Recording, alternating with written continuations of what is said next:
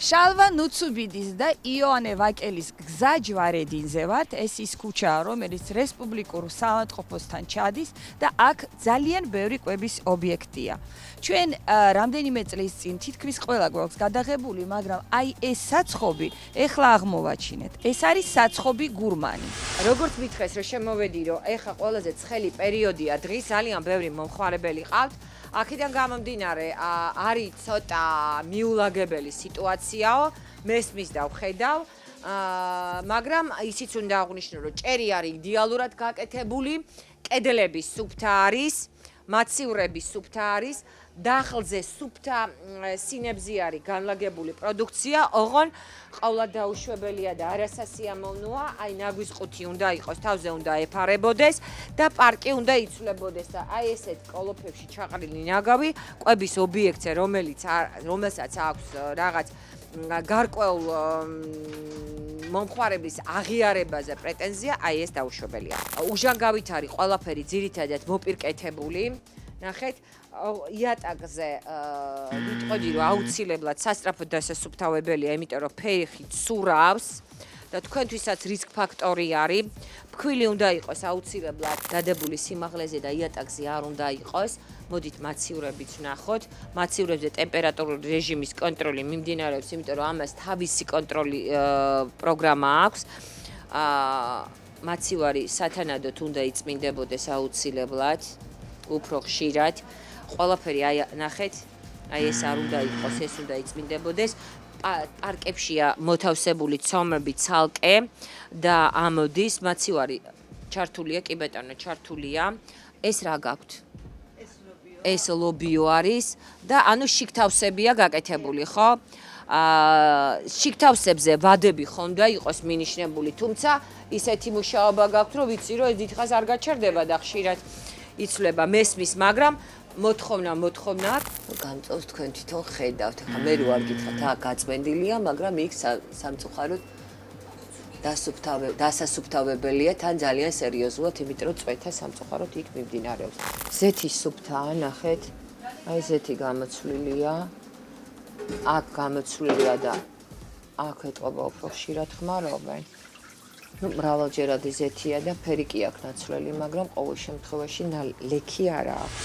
ეს არის გურმანი და აი ნახეთ როგორი მშვენიერი, ლამაზი, ტრადიციული ქართული ასორტიმენტია, საცხობი პროდუქციის, ხაჭაპური, ღვეზელი, ლობიანი, ჰამბურგერი, ნამცხვარი, რაც გინდა სულო და გულო. და აი შესაფუთი პარკები ლამაზად კოხტად, რასაც ვხედავ, სუფთა აბრაა, თეთრად შეღებილი, ლამაზად, ყველაფერი განათებულია. მოდით გურმანის ფასებიც გავიგოთ, ნახეთ, ყველაფერი ლამაზად არის ჩამოწერილი, მაგალითად ლობიანი ღირს 3.5 ლარი, ხაჭაპური ღირს უკვე 5 ლარი, მისაღები ფასებია, თბილისისთვის გეტყვით, რომ კარგი ფასებიც კი არის. მაგალითად, პონჩიკი 2 ლარი 1 პონჩიკი. არის ასევე ფუნთუშა ჯემით, ქიშმიში და ასე შემდეგ. ლარ ნახევრიდან იწყება და 6 ლარამდეა საცხობის პროდუქცია. რასაც მე ვუყურებ და რასაც უყურებს მომხმარებელი, მომწონს.